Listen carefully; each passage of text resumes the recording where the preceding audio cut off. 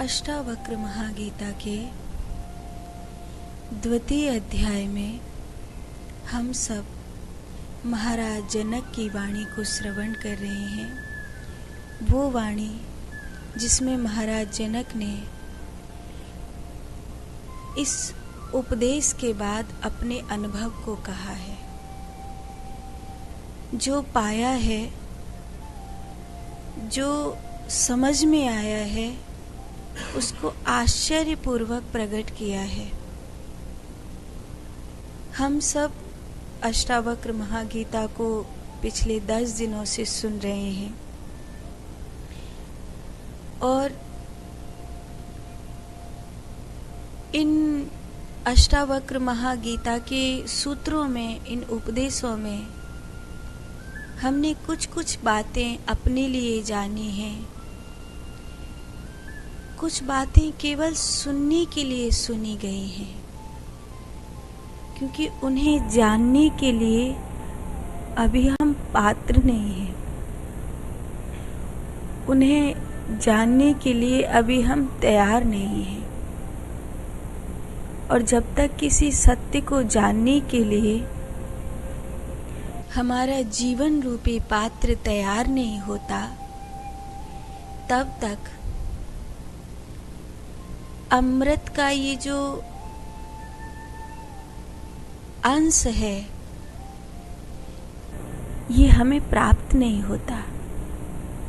जिसे शेरनी के दूध को भरना हो तो सोने के बर्तन का इंतजाम करना पड़ता है।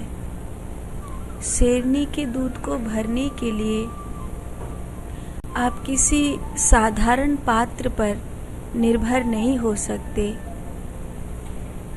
ऐसे ही ब्रह्म तत्व की दीक्षा प्राप्त करने के लिए, इस ज्ञान को प्राप्त करने के लिए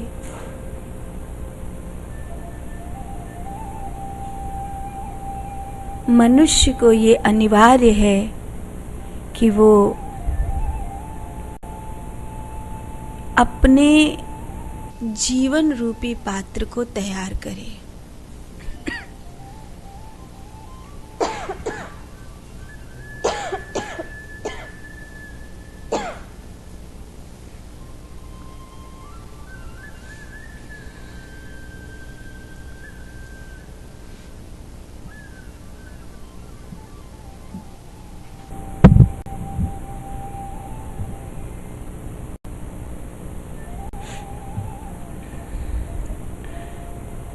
जब तक ये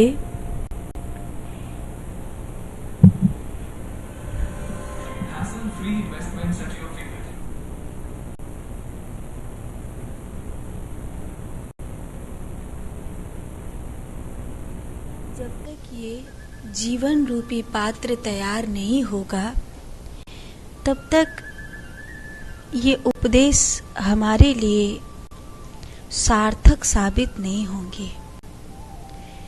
लेकिन सुनने के लिए अभी सुनना इसलिए ज़रूरी है कि अभी भले ये हमारी समझ में नहीं आए, अभी भले ये काम नहीं आए, लेकिन जिस समय जीवन रूपी पात्र तैयार हो जाएगा, उस समय ये सूत्र काम आएंगे। उस समय ये बातें बहुत महत्वपूर्ण होंगी। हमने 5 सूत्रों की चर्चा कल करी। अष्टावक्र महागीता अथ द्वितीयो अध्याय, आज 6वें सूत्र की चर्चा करते हैं। यथे वक्षु रसे क्लिप्त्वा तेन व्याप्तेव शर्कराः तथा विश्वं मयि क्लिप्तं मया व्याप्तं निरंतरम्। अर्थात जैसे गन्ने के रस में शक्कर की प्रतीति होती है, वैसे ही यह संपूर्ण सृष्टि मुझ में ही अध्यस्त है एवं मैं इसमें व्याप्त हूँ। गन्ने के रस से उसकी मिठास को आप कैसे अलग करेंगे? वो पूर्ण रूपेण उसमें मिला हुआ है, महाराज जनक कह रहे हैं, मैं इस सत्य को जान गया हूँ कि जैसे गन्ने के रस में शक्कर की प्रतीति होती है, वैसे ही यह संपूर्ण सृष्टि मुझ में अध्यस्त है एवं मैं इसमें व्याप्त हूँ। गन्ने के रस से शक्कर बनती है तो वह उस रस में निश्चित रूप से विलीन हुई है। ऐसे ही यह संपूर्ण संसार उस आत्म तत्व में व्याप्त है, वरना इसकी उत्पत्ति कैसे हो पाती। चीनी, गुड़, मिश्री आदि के रूप में रंग, गुण इत्यादि अलग अलग हो जाते हैं, लेकिन वस्तुतः जो ये जानता है कि इसका मूल कहाँ है, वो देख पाता है कि ये जो चीनी है, ये गुड़ है, ये जो मिश्री है, ये रूप रंग से अलग दिखाई दे रहे हैं, पर वस्तुतः इसका जो स्वरूप है वो क्या है, ये पता चल जाता है। जैसे गन्ने के रस में शक्कर की प्रतीति होती है, तो हमने देखा है कि गन्ने से किस प्रकार गुड़ बनाया जा रहा है, कैसे कोलू के बैल चल रहे हैं, कैसे भट्टियाँ चल रही हैं, कैसे शक्कर बन रही है, चीनी बन रही है, मिश्री बन रही है। हमने उसको देख लिया, अब हमने उसको जान लिया, तो अब वो हमारे सामने कोई भी रूप लेकर के आए, किसी भी मिठाई का रूप लेकर के आए, हम जानते हैं कि ये कोई भी मिठाई का रूप लेकर आए, भले इसका नाम कोई भी हो, इसका आकार और रूप कोई भी हो, लेकिन है ये गन्ने का रस। ये हमें उसके तत्व को पता चल गया। संसार में जिसको आत्म तत्व का बोध हो जाता है, उसके सामने संसार किसी भी रूप में आए, संसार किसी भी रूप में उसके सामने आए, उसे उसकी प्रतीति होने लगती है कि इसके नाम रूप अलग अलग दिखाई दे रहे हैं, पर वस्तुतः ये आत्म तत्व में कौन है, क्या है, किस प्रकार अध्यस्त है, किस प्रकार ये व्याप्त है, ये अपने स्वरूप को जानने के बाद संसार के संपूर्ण स्वरूप का ज्ञान होने लगता है। जनक महाराज कह रहे हैं, ऐसा ही अनुभव मुझे प्राप्त हुआ है। संसार की कब तक इच्छा पूर्ति करेंगे हम? सब कुछ करते हैं तो भी इस संसार की संपूर्ण इच्छाओं को पूरा नहीं कर पाते। किसी को हमारे शरीर की चाह है, किसी को हमारे धन की चाह है, किसी को हमारे स्वभाव की चाह है, किसी को हमारे किए गए कर्म की चाह है। सबको हमसे कुछ न कुछ चाहिए। मनुष्य आखिरकार यही सोचता है कि सबको मुझसे कुछ चाहिए, लेकिन मुझे क्या चाहिए ये किसी ने सोचा? ये कभी किसी ने जानने का प्रयास किया कि मुझे क्या चाहिए? मुझसे तो सबको चाहिए, लेकिन मुझे क्या चाहिए ये तो किसी ने भी जानने का प्रयास नहीं किया। यही संसार का दायरा है। इस संसार के सत्य को न जानने के कारण हम संसार के पीछे पीछे इस प्रकार भागते हैं, रोते हैं, तड़पते हैं। हाय वो हमारा न हुआ तो क्या हो जाएगा, अरे हम ऐसा न करेंगे तो क्या हो जाएगा। हम झिनझिनाते हैं, क्रोध करते हैं, सब प्रकार से अपने शरीर की मिट्टी को दुख देते हैं, लेकिन फिर भी इस संसार में अंत तो गत्वा हमें सुख हाथ नहीं लगता। इस संसार को तत्वतः जानना होगा। जैसे गन्ने के रस में मिठास की प्रतीति होती है, ऐसे ही इस संपूर्ण संसार में परमात्मा व्याप्त है, आत्म तत्व व्याप्त है, और उसमें ही यह संपूर्ण जीवन, यह संपूर्ण व्यक्तित्व, ये संपूर्ण सृष्टि अध्यस्त है, इसमें मैं व्याप्त हूँ। जनक महाराज कहते हैं मैं इस सूत्र को जान गया हूँ। अब हम अष्टावक्र महागीता के 7वें सूत्र की चर्चा करते हैं।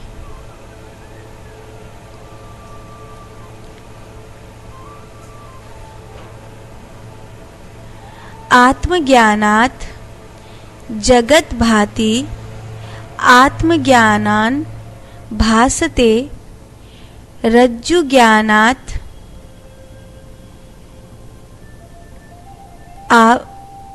यद् भासते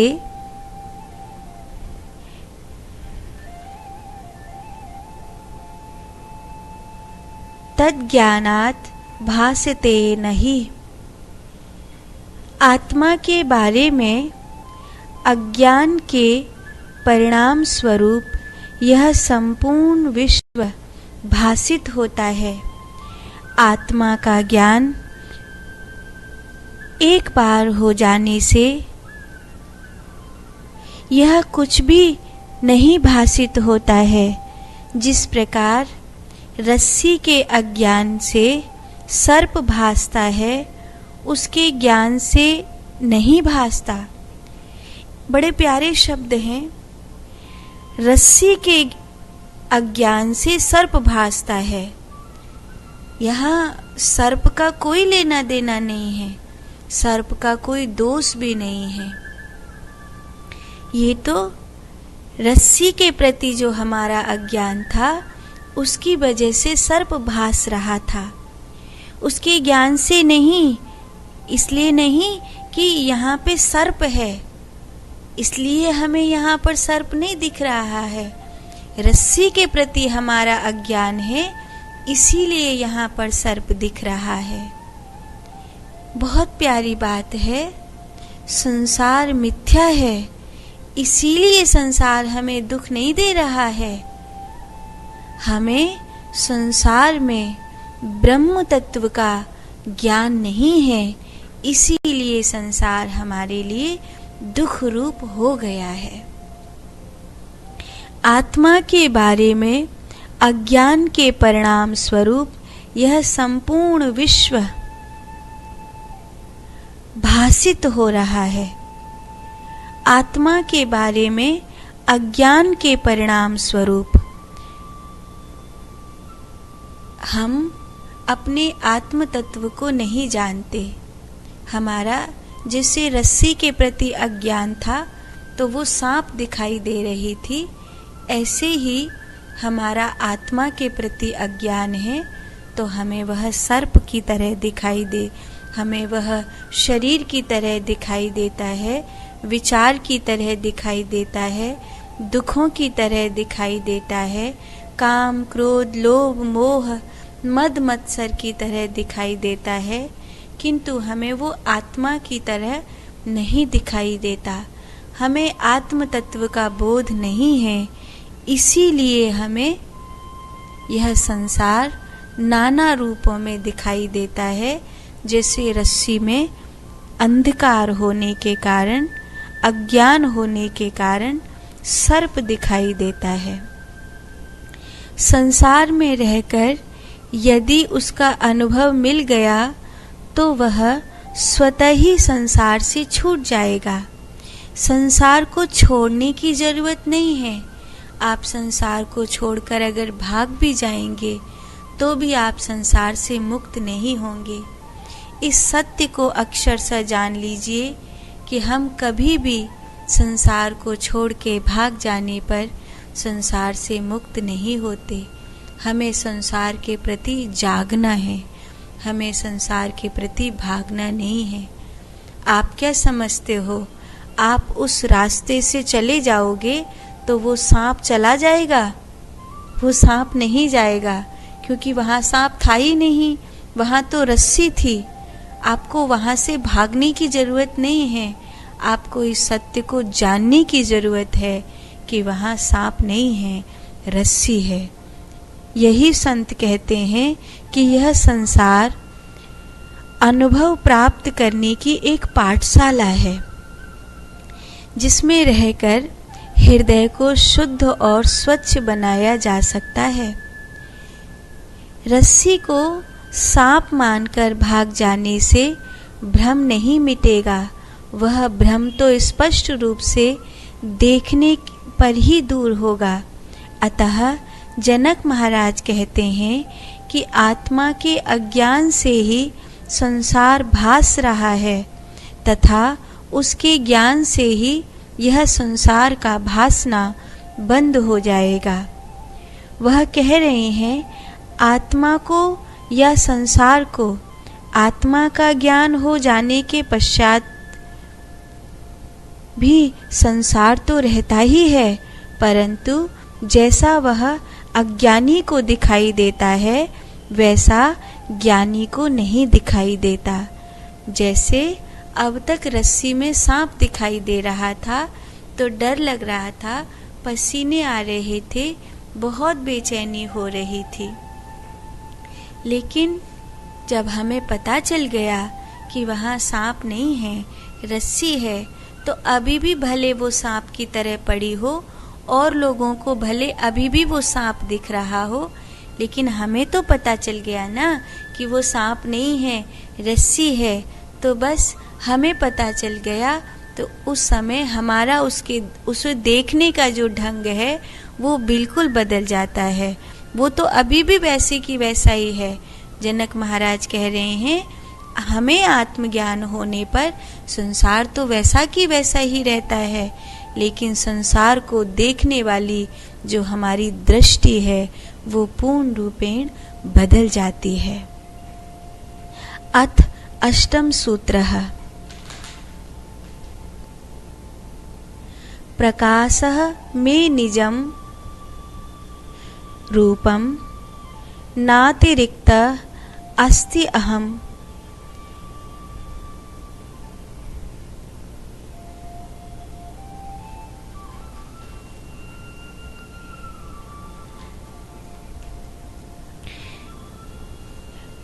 प्रकाशः मे निजं रूपं नातिरिक्तः अस्ति अहं तत् यदा प्रकाशिते विश्वं तदा अहम भास एव ही। प्रकाश मेरा निजी स्वरूप है, मैं उससे अलग नहीं हूँ। इसीलिए जब भी यह संसार प्रकाशित होता है तो मेरे ही प्रकाश से अर्थात मेरे ही प्रकाश से प्रकाशित है यह सारा संसार। जनक महाराज कह रहे हैं, मैं स्वयं प्रकाश स्वरूप हूँ। माने जब आत्म तत्व को कोई जान जाता है तो वो संपूर्ण संसार में अपने ही स्वरूप को देखता है। तो जब अपने ही स्वरूप को संसार में देखता है तो न कोई पराया रहता है, न कोई अपना रहता है। न केवलम में भवतस्य राजन सवै बलम बलिनाम च परेशाम परे वरे में स्थिर जंगमायै ब्रह्मादयो ये न वशम प्रणीताः। प्रहलाद जी ने अपने पिता हिरण्यकश्यपु से कहा था कि हे तात, वह भगवान मुझ में या आप में ही नहीं रहते हैं, वह भगवान सृष्टि के हर एक जीव के हृदय में विराजमान है, सृष्टि के हर एक कण में विराजमान है। उनसे अलग इस विश्व में कुछ भी नहीं है। जैसे एक दिया जलती होने पर संपूर्ण विश्व उसी में व्याप्त हो जाता है। जनक महाराज कह रहे हैं, मैं उससे अलग नहीं हूँ, संसार मुझ में ही प्रकाशित होता है। मेरे ही प्रकाश से अर्थात मेरे ही प्रकाश से प्रकाशित है यह संसार। यह संसार मेरे ही प्रकाश से प्रकाशित हो रहा है। यहाँ जो ये शब्द है मेरे ही प्रकाश से प्रकाशित हो रहा है, ये अहंकार सूचक नहीं है। ये उस तत्व को जान लेने के कारण उनको प्रतीत हो रहा है। जब उन्होंने सत्य में इस तत्व को जान लिया है तो उनको यह प्राप्त हो गया कि मेरे ही प्रकाश से प्रकाशित हो रहा है। अपने स्वरूप को जिसने जान लिया वो संसार में एक परमात्मा के रूप को देखने में सक्षम हो जाता है। जनक महाराज उस दृष्टि को प्राप्त कर चुके हैं जिसे वो अपने गुरु के सामने बता रहे हैं कि ऐसा हो रहा है। अथ नवमं सूत्रः अहो विकल्पितं विश्वम्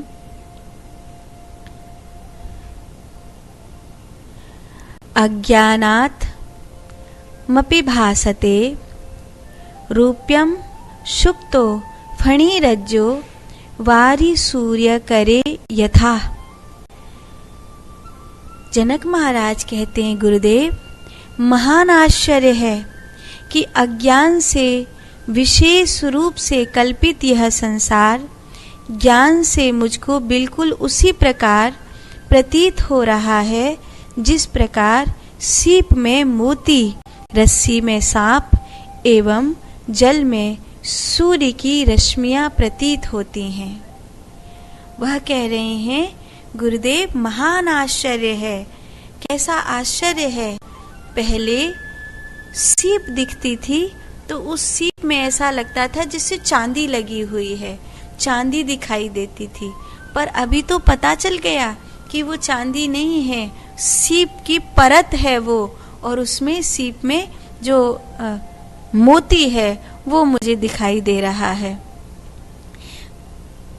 पहले तो यह संसार उसी तरह दिखता था जैसे सबको दिख रहा है, लेकिन अब जैसे पता चलने पर कि वो सांप नहीं है, रस्सी है, तो वो भले सांप की तरह ही पड़ी हो, लेकिन अब वह सांप नहीं दिखाई देता, रस्सी दिखाई देता है। जैसे पहले जब पानी में सूर्य की किरणें होती थी तो ऐसा दिखता था जैसे सूर्य यहीं से उदय हो रहा है, लेकिन अब तो मैंने वास्तविक सूर्य को आकाश में देख लिया तो मुझे पानी में जो सूर्य की रश्मियां हैं वो अलग प्रतीत हो रही हैं। ये कैसा आश्चर्य है कि अज्ञान से विशेष रूप से कल्पित यह संसार ज्ञान के द्वारा मुझको बिल्कुल उसी प्रकार प्रतीत हो रहा है जिस प्रकार सीप में मोती, रस्सी में सर्प एवं सूर्य की रश्मियां जल में प्रतीत होती हैं। जनक महाराज अपने इस स्वरूप को जो उन्होंने गुरु कृपा से प्राप्त किया है, अपने सद्गुरु को बहुत सहज होकर के बता रहे हैं। कबीरदास जी ने कहा था, कस्तूरी कुंडल बसे मृग ढूंढे बन माय, ऐसे घट घट राम है तू कहाँ ढूंढने जाए। मृग के पेट में कस्तूरी की गंध आती है और मृग उसको ढूंढता है कि ये बड़ी प्यारी सी खुशबू कहाँ से आ रही है। आपने कभी कभी धूप में देखा होगा कि ऐसा लगता है सामने जैसे पानी भरा हुआ है, पर पानी नहीं होता, उसको मृग तृष्णा बोलते हैं। कई बार जंगल में हिरन इसी तरह मर जाते हैं कि वो भाग रहे हैं, पानी दिख रहा है पर पानी है नहीं, फिर जाते हैं, फिर पानी नहीं है, फिर जाते हैं, फिर पानी नहीं है, और ऐसे करके वो घूमते घूमते घूमते घूमते मर जाते हैं। हम भी तो यही कर रहे हैं। एक स्त्री में सुख नहीं मिला, दूसरी में मिलेगा। एक पुरुष में सुख नहीं मिला, दूसरे में मिलेगा। भारत में हमारे सनातन धर्म में कुछ नियमावली बांधी गई।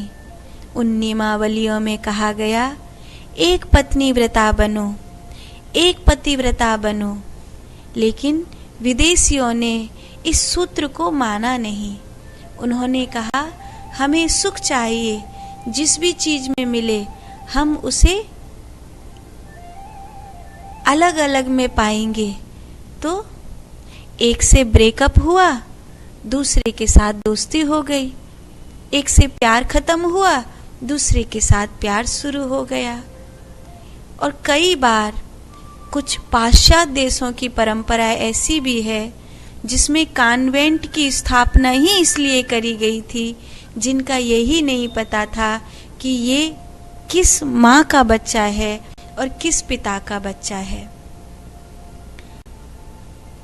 माँ भी बदल गई, पिता भी बदल गए। पिता ने दूसरा तीसरा विवाह कर लिया, माँ ने दूसरा तीसरा विवाह कर लिया। बालक कहाँ जाएगा? फिर वो कॉन्वेंट में रहेगा, वो फिर टेरेसा के पास रहेगा, कहाँ जाएगा?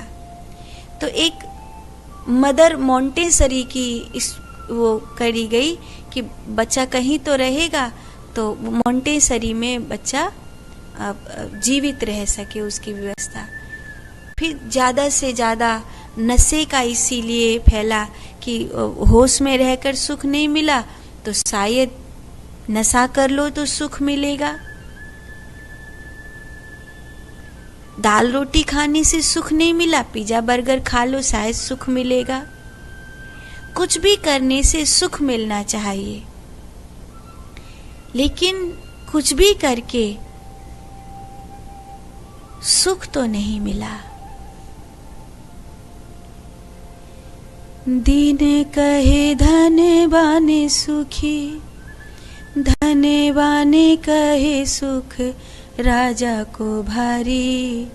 राजा कहे महाराजा सुखी, महाराजा कहे सुख इंद्र को भारी। इंद्र कहे चतुरानन को सुख, ब्रह्मा कहे सुख विष्णु को भारी। तुलसीदास विचारे करें, हरि भजन बिना सब जीव दुखारी। तुलसीदास विचारे करें, हरि भजन बिना सब जीव। इस कहानी का भाव ये है कि जिस प्रकार जनक महाराज कह रहे हैं कि अहो आश्चर्य है, अज्ञान से विशेष रूप से कल्पित यह संसार ज्ञान के द्वारा मुझे बिल्कुल उसी प्रकार भास रहा है जैसे जिस प्रकार सीप में मोती दिखाई दे जाता है, रस्सी में सांप और जल में सूर्य की रश्मियां प्रतीत होती हैं।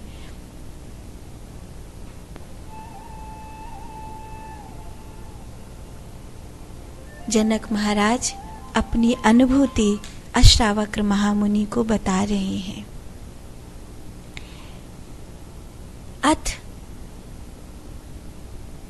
अब हम 10वें सूत्र की चर्चा करते हैं।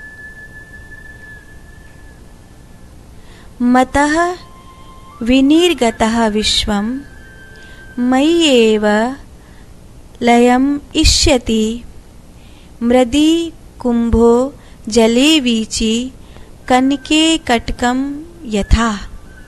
बड़ा प्यारा श्लोक है।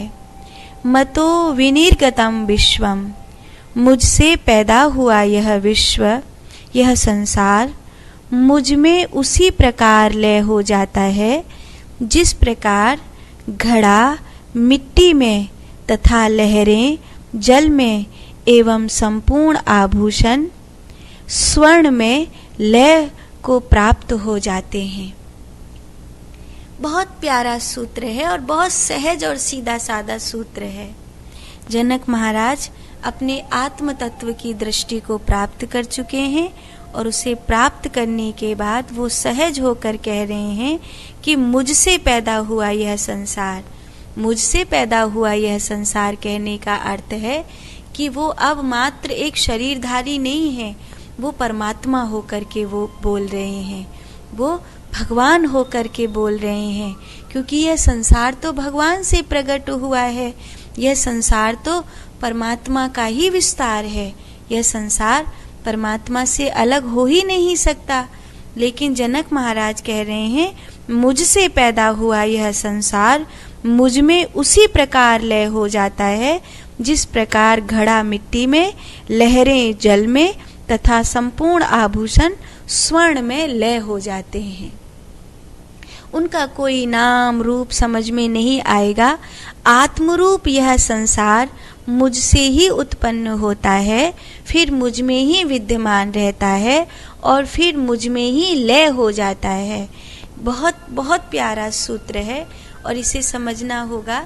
जैसे हमारे भीतर कोई विचार उठे हैं, हमारे भीतर, जैसे हम रात में सोए हैं तो सपना हमारे भीतर उठा, तो सपना हमारे भीतर उठा और फिर वो हम में ही विलीन हो गया।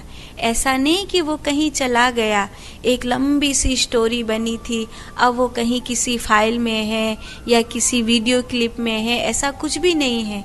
वो हम में ही पैदा हुआ था और हम में ही विलीन हो गया। अब चाह कर भी आप दिमाग में ऐसी कोई मशीन नहीं लगा सकते कि आप उस सपने की वीडियो क्लिप को निकाल लो जो रात्रि में देखा गया था। आप में, हम में ही पैदा हुआ और हम में ही विलीन हो गया। जैसे हमारा विचार, हमारा स्वप्न हम में ही पैदा होता है और हम में ही विलीन हो जाता है। उसके लिए हमें किसी प्रकार का हर्ष या शोक नहीं होता। हाँ, हम उसके लिए विचार अवश्य करते हैं। ऐसे ही जनक महाराज कह रहे हैं, सूक्ष्म शरीर से पार हुआ मैं आत्म तत्व में स्थित, इस संसार को मुझ में से प्रकट हुआ देखने वाला, इस सत्य को जान गया हूँ कि यह संसार मुझ में ही बना है तथा मुझ में ही विलीन हो जाएगा। ऐसे जैसे घड़े में, मिट्टी में घड़ा विलीन हो जाता है, घड़ा टूट गया फिर वापस मिट्टी हो गया, आभूषण गला दिए फिर वापस सोना हो गए। तो जैसे आभूषण स्वर्ण में विलीन हो जाते हैं, जैसे घड़ा मिट्टी में विलीन हो जाता है, जैसे लहरें पानी में उठी और फिर पानी में विलीन हो जाती हैं, ऐसे ही यह मुझ में ही पैदा हुआ है और फिर मुझ में ही विलीन हो जाएगा। वो ये बात बहुत, माने एक अपने आप को कितनी ऊंची स्थिति पे उन्होंने पहुंचा लिया है कि वो उस सत्य के उच्चतम आयाम पर पहुंच गए हैं। महाराज जनक कहते हैं कि ऐसा ही मैं हूँ, मेरा स्वरूप है, मुझसे ही यह जगत उत्पन्न होता है, स्थिर रहता है मुझ में ही, अंततः मुझ में ही विलीन हो जाता है। जनक महाराज ने ये बड़ी प्यारी बातें कही हैं। अब हम 11वें सूत्र की चर्चा करते हैं। अहो अहम नमो मह्यम विनाशी यस्य नास्ति में ब्रह्मादि स्तंभ पर्यंत जगन्नाशेपि तिष्ठति तिष्ठिताः। अर्थात अहो मह्यम, अहो अहम नमो मह्यम, ब्रह्मा से तृण पर्यंत संसार का नाश हो जाने पर भी जिस मेरे स्वरूप का नाश नहीं होता, जो स्थिर तथा स्थिर ही रहता है, ऐसे आश्चर्य रूप आत्मस्वरूप को मैं स्वयं नमस्कार करता हूँ। अपने आप को कोई नमस्कार कैसे कर सकता है, लेकिन जनक महाराज आज अपने आप को नमस्कार कर रहे हैं। जनक महाराज कह रहे हैं, ब्रह्मा से तृण पर्यंत संसार का नाश हो जाने पर भी जिस मेरे स्वरूप का नाश नहीं होता, जो सदा स्थिर रहता है, ऐसे आश्चर्य रूप आत्मस्वरूप को स्वयं नमस्कार करता हूँ।